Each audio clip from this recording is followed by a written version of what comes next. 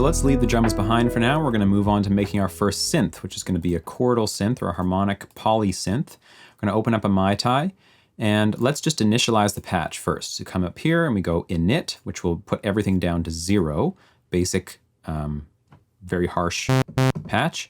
And here's how we're going to do it. We're going to have 2 oscillators turned on, both with triangle waves.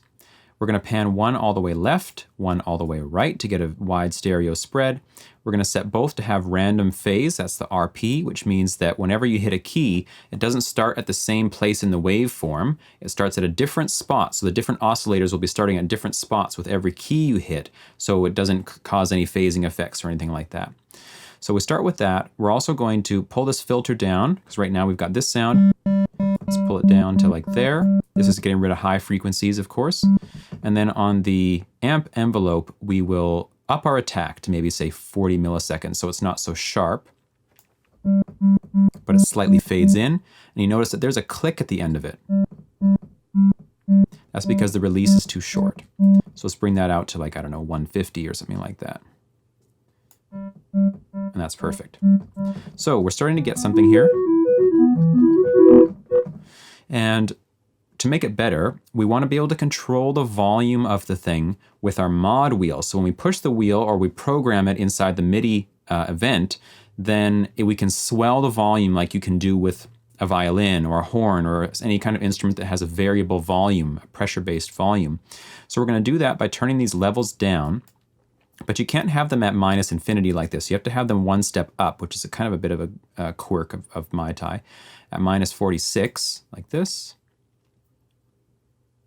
And this one. And then we're going to come into the mod section down here, and we're just going to ignore the mods that they already have. In fact, I'm going to remove them completely. I don't want them.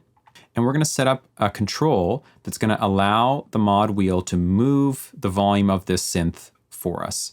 So we're going to say the top is what controller do you want to use, and the bottom is what is the target. So the top says I want to use the mod wheel. The bottom says I want to control oscillator 1's level, that means its volume. And how much? This much. So when I do that and I move my mod wheel, we hardly get anything. This is another issue we have to overcome in Mai Tai. How do we get more range out of this? And we do it literally, unless someone knows a better way, please let me know in the comments. We do it by stacking it.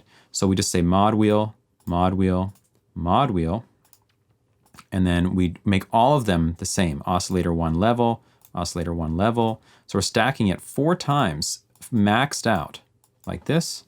And now we can really fade it. Pretty cool. We do the same thing for oscillator 2 to get the left side. So I'm just going to do that just the same here, mod wheel with oscillator 2 level. Now, because we have such a wide range in the volume that we can control, we're going to bring down the main volume about -7 or so, just to compensate for that so we don't clip when we're pushing these chords up, like this.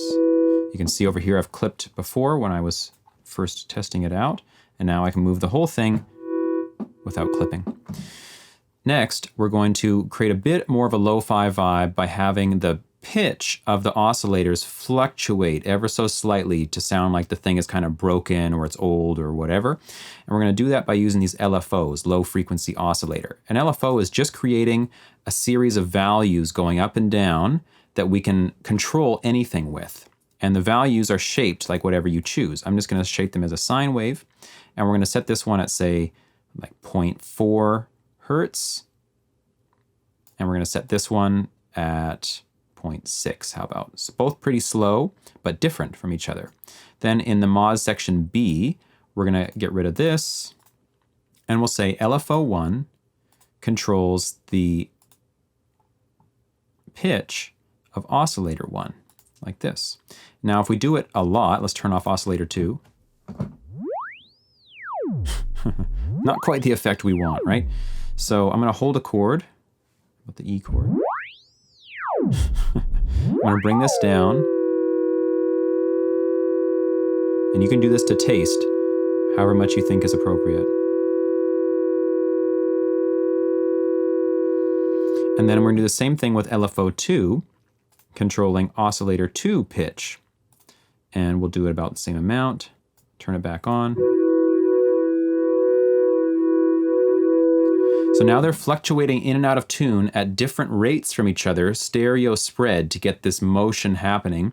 On top of that, we can fade the thing in and out, and we've got a very usable synth here. This might be worth it to you to come in here and save this, store preset. You could call it something if you want, if you like the patch and you want to use it again in the future. Secondly, we're going to throw this into the same reverb that we did with the piano. So I'm just going to grab this and literally drag it onto here. And now we've got this.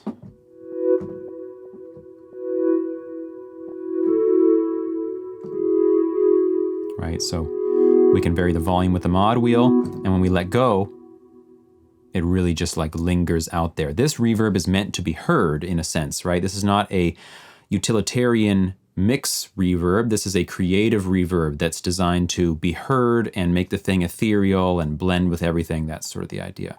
Now that we got this beautiful synth, what are we going to play on it? Well, we just think about the chords we're playing. We're playing an E sus2 or an E add 9 sort of thing to an E major, or to an A sus2 or A major 7 sus2, depending on how you want to look at that chord. And that's what we're going to think about when we're making these top notes. And these top notes can include the root of the chord, meaning they can include an E or an A or not. It doesn't matter. You can play all extensions, meaning 7s, 9s, 11s, 13s. You can really do whatever you like. I'm just looking for some good voicings, that is arrangements of notes, that make sense with the underlying harmony so that the notes I'm choosing up top work with the notes that the piano is playing below. Okay, so here's the finished sound. Let's just listen first and then I will talk about it.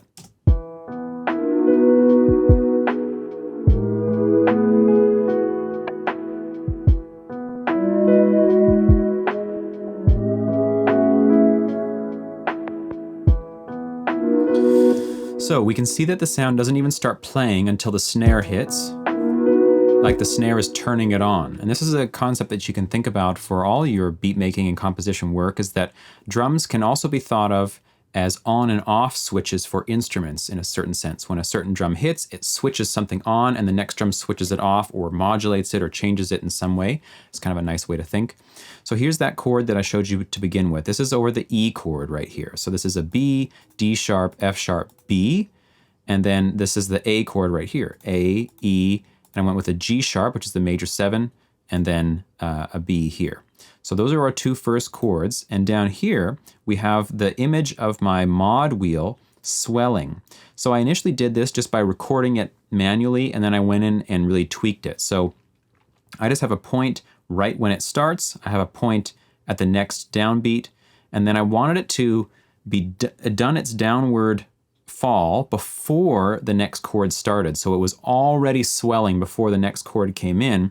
And again, I have a similar point here. And of course, when you make these points, in the middle of them, you get this little thingy and you can bend it, right? That's sort of the idea. And so we're getting that shape to smooth it out a little bit. So this is a picture of the volume curve. That's literally what we're looking at here, is how the volume swells. Attendant with that is the pitch curve. This is my pitch bend, also available down here. And you can start drawing in these things, by the way, by just holding Control, and then you get the pencil, and you can just start making some points and dragging them around. With the pitch bend, here's the center line, meaning no pitch bend. So I'm coming up from the bottom, so I'm starting on the snare here at the bottom and swelling up to here and swelling down right before the chord change, and then swelling up again and swelling down. So the volume is swelling in and the pitch is swelling in at the same time to enhance the whole effect of like rising out and coming back down. They're not mirrors of each other. The pitch is not exactly the same curve as the modulation sweep, volume sweep. They're different to provide some more interest there. And I've just shaped these curves by hand, just by bending the little curve bit between them, to be a quick onset and a slow resolve. So it starts pitch bending very quickly, and then it reaches the true pitch quite slowly once it rises, right? So you get close to the pitch, and then you inch your way to the full pitch, and then you come down again.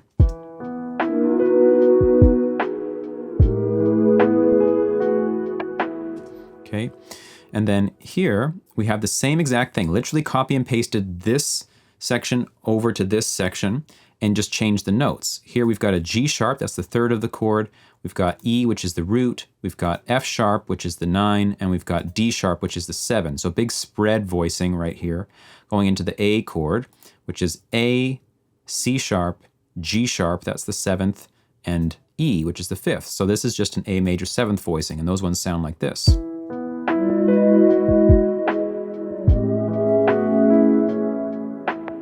First ones.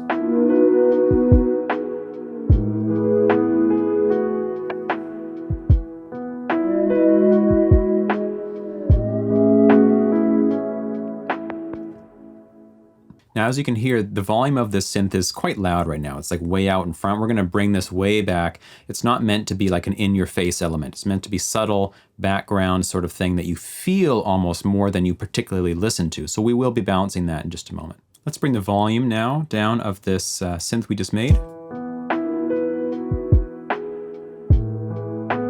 That's pretty good, at like -14 basically. Not distracting, but quite audible still.